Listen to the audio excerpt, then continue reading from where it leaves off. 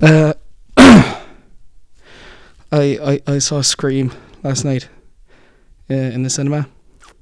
They were doing a rerun of it, and I just kind of wanted to talk about it. I don't. I decided not to script this video. I decided I'd just do a few thoughts because I just thought I write enough fucking scripts. You know what I mean? You might be asking, what's the crack with that? I went looking for my Scream mask that I feel everyone had when they were younger. I feel like it's kind of like just a pivotal moment in a young boy's life to wear a Scream mask and not know anything about the film. Just know it's a thing. Some night on Halloween. But I couldn't find it, so I found my John Cena mask. In fact, I'm actually going to take this off because this is really hot.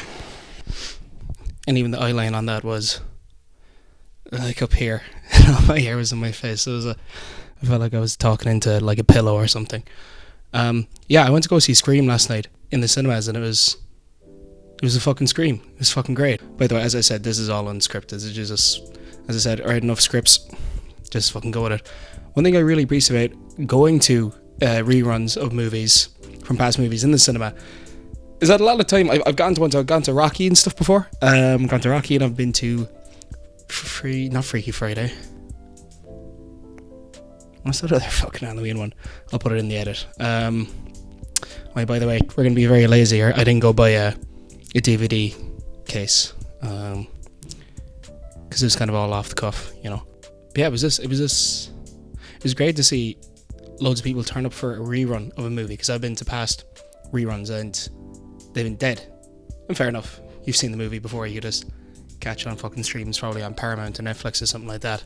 Yeah, to see a nearly full screen for it, and I know it's going to be running in a couple of days in my local screen. I just love when cinemas do that. I love when they do reruns of classics. But yeah, something spurred me on. I wanted to go see the new Springsteen film, but I saw it on my page on my cinema page, and then I just went to go look it up on IMDb, and yeah, what the fuck, bad reviews. Not bad reviews, but not great reviews for a classic, I'd say. We have a 7.4 out of 10, which, like, you know, for the user reviews, I think that's pretty terrible, especially for a classic. And then 66 on the Metacritic. So, you know, you go in there and you obviously have a few fellas that do it right. These are obviously just the top scores. But film.com doesn't know when to stop with the jokes about other horror movies and settle down to tell a coherent story. Isn't that the point of the movie? Chicago Reader says tiresome, blood-filled comedy. I think tiresome is a silly way to describe it, but this is a good one I like from San Francisco Examiner. An artificial and hypocritical effort to escape the artistic limitations of teenage slasher flicks. 25 out of 100. What are you even talking about? And by the way, I've been to San Francisco and it's fucking shit. Like, the only way I could do... Now, obviously, I wasn't born. Yeah, geez, 1996. I wasn't born when this film was made. But the whole film actually screams fucking fresh to me for a film that is basically paying homage to past horror creators. Obviously, I know what the plot twist was at the end. I've seen Scream before, obviously. But I wanted to go in and see, could I kind of put two and two together and see, yeah, that, like, could I put this together if I didn't know what the twist was? And I feel like I could. There's kind of a moment when you feel like you know who's who as the killer. I think I'm just going to be very spoilerish for this video as well. So there's a fair warning for the 3 people are going to watch this. Yeah, I feel like that you know when... I feel like you know who is the killer at what point, which is fun. I saw there was another one of the reviews I saw. It was something like it becomes a tiresome jigsaw puzzle. Like, is that not fucking fun? Do you not like having fun or something? It says some of these reviews, man. It just really irks me because I feel like some people can't just go into a film and have fun. The film's got to be fantastic. The film's got to be great. And the kind of newsflash is for a lot of 70s, 80s, 90s horror. A lot of them are shit. Just to be frank. Some of these fucking letterboxed film bros think that every film they have to see has to be a masterpiece. It doesn't at all. You can still like a film and have a lot of fun with a film without it being a fantastic film. And I think that's a great skill to have as a film critic, to know when something's fun and something's meant to be taken a bit more serious. And this is a film that's meant to be a good time, especially for people, you meet a lot of people that say they don't even like horror. This is like the perfect entry point for them, because it's kind of not. It has its thrills, it has its jump scares, it has some gory moments, but like even when I saw 18, the age rating 18 come up, I was kind of surprised, because I was thinking this is not that scary of a film. Like, it is a slasher. It's obviously poking fun at slashers of the past, but if you compare it to something like Terrifier, it's night and day. That one, like Terrifier, might be considered a small bit scary. A lot more scary just based on the gore, the gruesomeness, and the violence. But this is such a good entry point for anyone that says that they don't like horror. Like, I guess being scared and watching horror, it's kind of like, well, that's, I guess, your first human instinct, your fight or flight. Sorry, really taking this unseriously. There are some things I still don't like about the film. One thing I actually will say, this is gonna be going back and forth. One thing I love about the film is the pacing. It's an hour and 51 minutes, I'm pretty sure, before I went in, and like the film just went in at a fucking rapid pace. In fact, even the whole point about the start with Drew Barrymore is that she was cast first, I think, for the main role, but then she was put into misdirect, because obviously she dies in the first 10 to 12 minutes, and then we meet Neve Campbell, and you're kind of like, okay, you don't really know who's going to die next.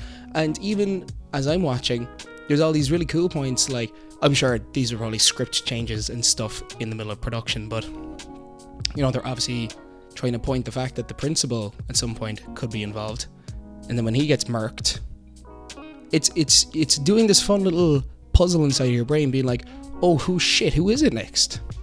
Who was it? Because it can't be him, he's dead.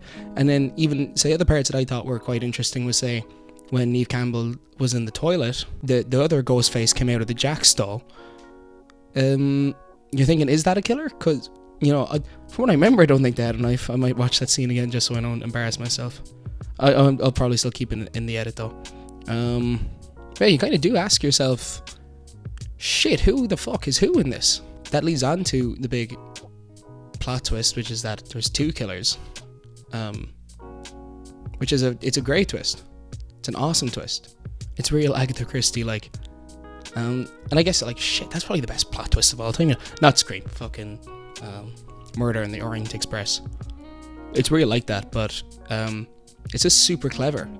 One thing I also liked about that twist is that, and I think I read a bit of trivia on this after I went to go see it last night, was that I think the writer, which, by the way, I think it's Kevin Williamson, I might go double check that now, as we said, unscripted. Kevin Williamson, good job. One thing I found that was interesting was they said that they wanted the killer to have a motivation, but they also didn't want him to have a motivation. So they had Billy's character have a motivation, strong motivation, I guess, and then they didn't have any for Stu. They had him chalk up to peer pressure, which I thought was hilarious. Stu was such a great character in it. Matthew Lillard fucking smashed that role. David Arquette, as well as Dewey, fucking amazing.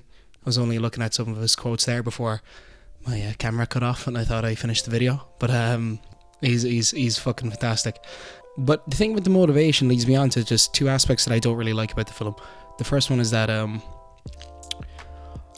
the subplot with Sydney's mom, it's like, obviously it's great. It's good character development. I thought that the end when Billy kind of reveals his cards, I think that was a bit weak. For a film that was doing so strong with that aspect of the film, I thought that was a bit weak, because it was kind of like, nothing was hinted to, unless it was hinted to and it went over my head. That's a total possibility.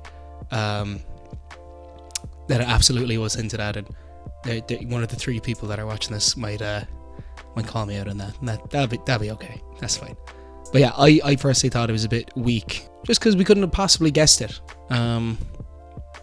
but also at the same point, like I guess in the same time, his character was meant to be a total fucking psychopath. So I guess that's the thing, is that, yeah, I guess he's a fucking schizo anyway, so you know what, it's fine. But then the other aspect that I didn't like of the film was that we are meant to like Courtney Cox's character by the end, obviously because she saved Sydney, but she's a fucking bitch. She's the fucking worst.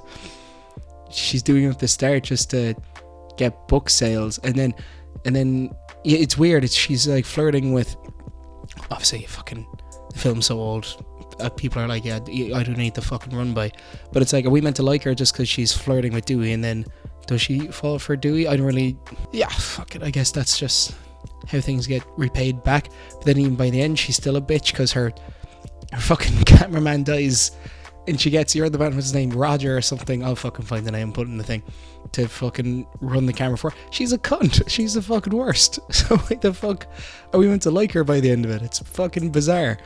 But yeah, look, those are just tiny aspects. If it's like, literally, if I had the job of writing that script, it'd be the fucking worst script that's ever been written. So the fact that I'm nitpicking it, take that as a sign that this is a truly fantastic script, and it's just such a brilliant film. It's a scream. It's a total scream. It's